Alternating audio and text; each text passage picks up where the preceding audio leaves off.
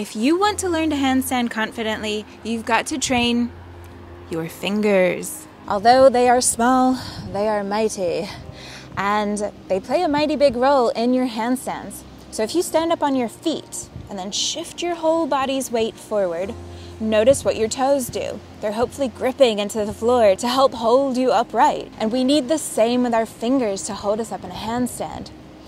Plus, remember, your brain controls everything, and a lot of it is subconscious. The bulk of it is subconscious. And so we need our brain to know that it can trust our fingers to stop us in our momentum of kicking or jumping up or even leaning into a handstand.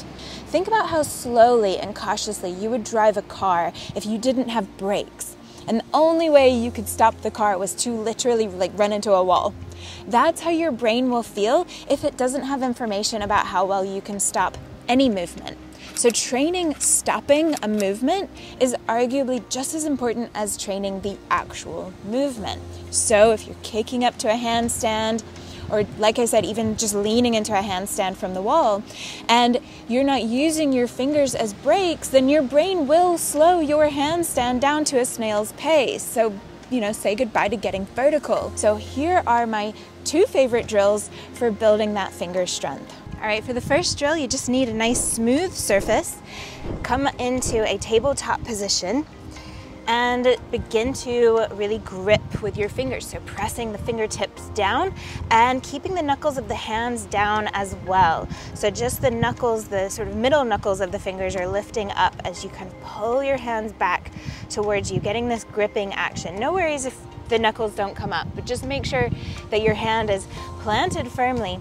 And then start to rock your shoulders forward and use your fingers pushing as much as you can to try and push your whole body's weight back towards your heels. So just repeat that a few times.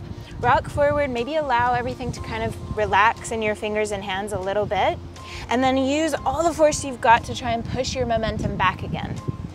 So get a feel for that.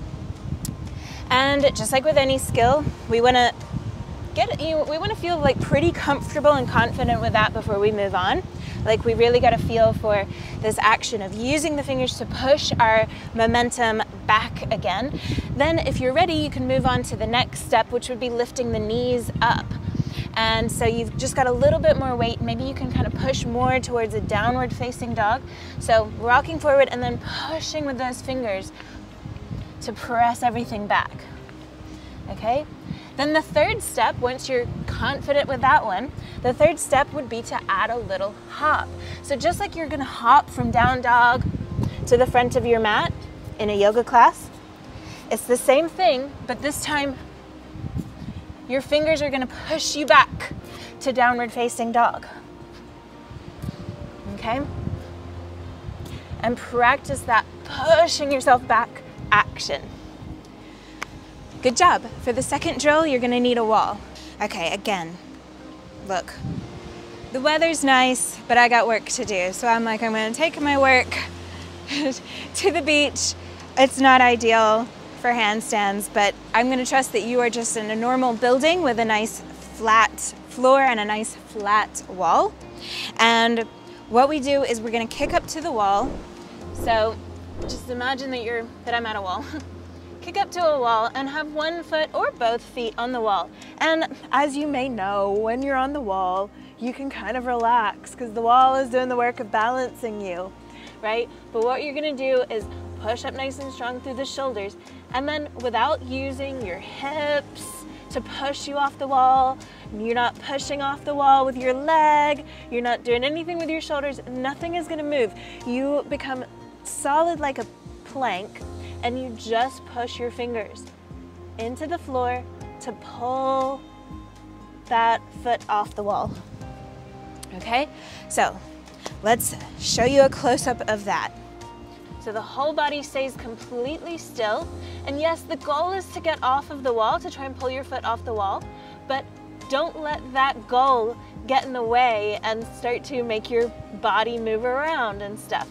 Everything stays completely solid, and just think about just digging your fingers into the floor as much as you can, and you may find that you can pull yourself off the wall. So let's run through that again. Make sure that your hands are not too far away from the wall. If you're like really far away, then it's gonna be tough. Just like the distance between your foot and your knee is kind of where you want to place your hands, so that when one leg is bent, it's on the wall. And then push through the shoulders, find a nice long line, work all of the muscles in your body.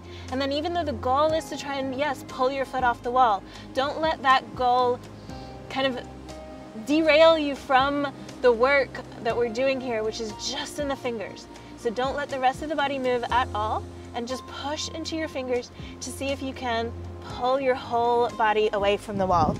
Okay, so this is one of my absolute favorite drills for discovering the power that your fingers have. And when you do fall, celebrate that. I do have a whole video on the importance of that. Finally, I'm regularly running handstand and yoga retreats, so check my website for details on my next one.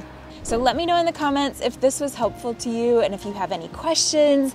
If you enjoyed it, please share with your friends and make sure to subscribe to my YouTube channel. All of this helps me immensely to keep building this channel so I can keep on sharing these tips with you.